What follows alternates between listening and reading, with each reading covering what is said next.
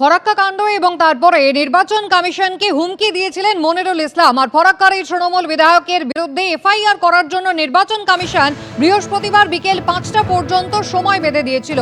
সময় পেরিয়ে গিয়েছে, কিন্তু প্রশাসন তার বিরুদ্ধে এফআইআর করতে পারেনি। আর এবার ফরাক্কার ব্লক বিজেপির পক্ষ থেকে মনিরুল ইসলামের বিরুদ্ধে ফরাক্কা থানায় অভিযোগ দায়ের করা হলো। সরাসরি চলে যাব, আমাদের প্রতিনিধি রাজীব চৌধুরী রয়েছেন আমাদের সঙ্গে। রাজীব, বিজেপির পক্ষ থেকে কি অভিযোগ করা হলো?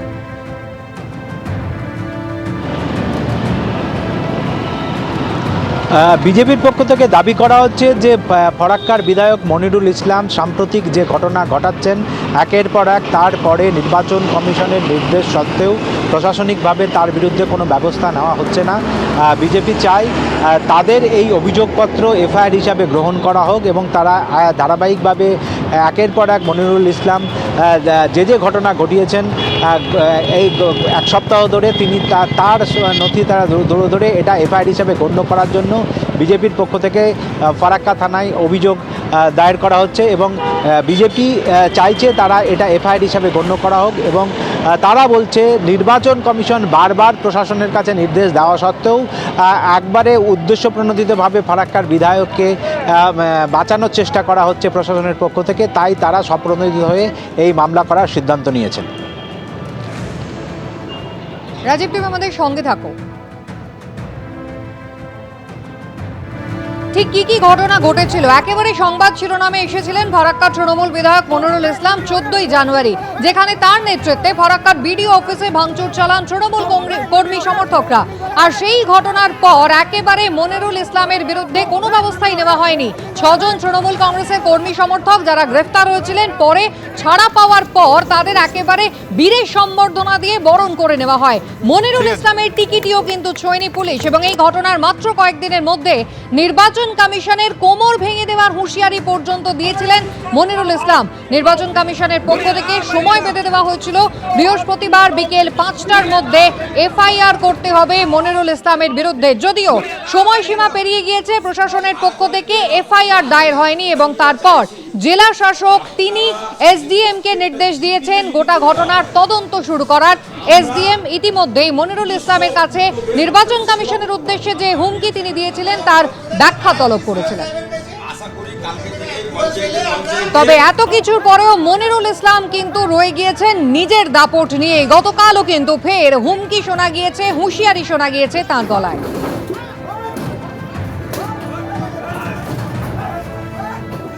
শান্তিতে বাঁচতে দিবে না, মানুষকে দলিয়ে নিয়ে বেড়াচ্ছে।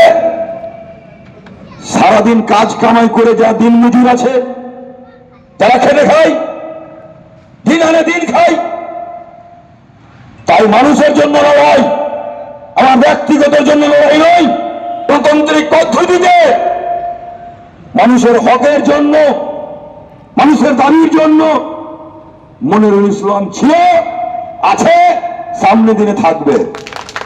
আর বেশি কিছু বললে ধর ভাইরাল হয়ে যাচ্ছে নাকি, চিন্তা করার কিছু নেই।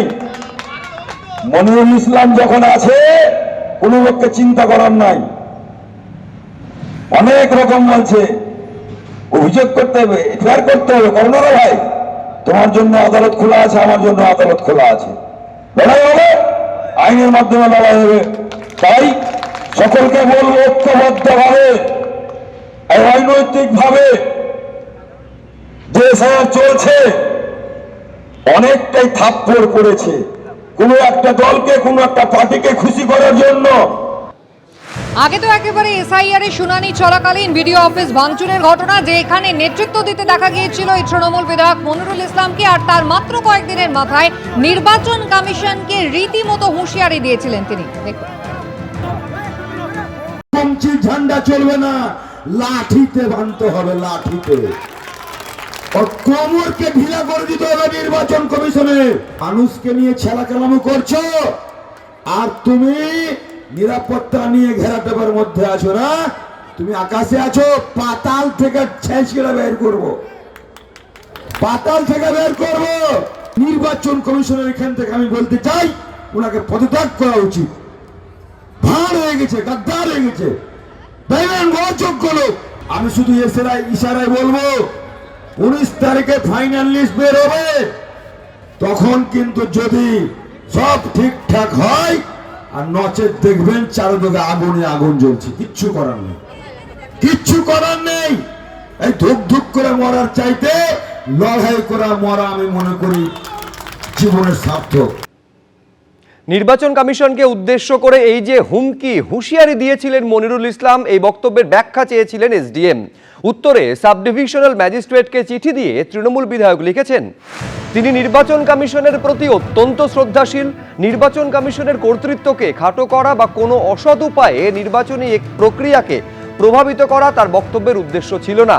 তার বক্তব্যে কোনো অসৎ উদ্দেশ্য, উস্কানি বা কোনো আইন লঙ্ঘনের বিষয় ছিল না।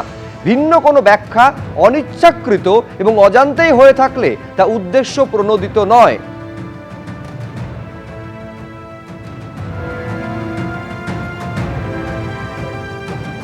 কাউকে দুঃখ দেওয়া আমার উদ্দেশ্য লক্ষ্য নয়। ফান্ডামেন্টাল যে আমাদের কনস্টিটিউশন আছে আর কি, সেখানে বাক স্বাধীনতা তো মানুষের থাকবেই।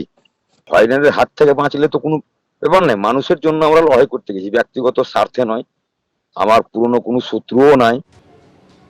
আর বিরোধীরা এখানেই প্রশ্ন তুলছে যে প্রথমে ভাঙচুর, তারপর হুঁশিয়ারি এবং তারপরও নিজের জায়গায় অটল থেকে এইভাবে চিঠি দিচ্ছেন মনিরুল ইসলাম, তাহলে কি প্রশাসন পাশে আছে জেনে রাজনৈতিক এই কৌশল অবলম্বন করছেন ফারাক্কার তৃণমূল বিধায়ক? বাবার ক্ষমতা আছে মনিরুলের বিরুদ্ধে এফআইআর করবে, এই লোক দেখানো কিছু খেলা চলবে। ডিএম বলবে এসডিওকে এফআইআর করো, এসডিও আইসিকে বলবে এফআইআর করো, ধার বদলানো চলবে। এমন কেস দিবে যেন ঢুকতে ঢুকতে তার বেল হয়ে যায়। ফুল বেল পাতা সব রেডি করে রেখে স্যান্ডা করবে, বেলও হবে, বাড়িও যাবে, আরো বড় নেতা বানানো হবে। আর ঘাড়ে কটা মাথা, এই মনিরুল 4 জন গ্রেপ্তার হওয়ার পরে বলে দিয়েছিলেন আর যদি কেউ গ্রেপ্তার হয়,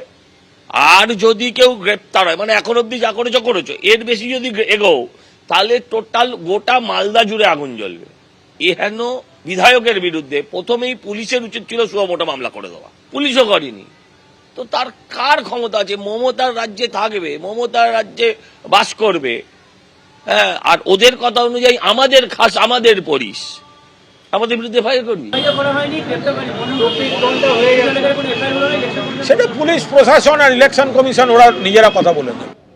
এবিপি আনন্দ, এগিয়ে থাকে, এগিয়ে রাখে।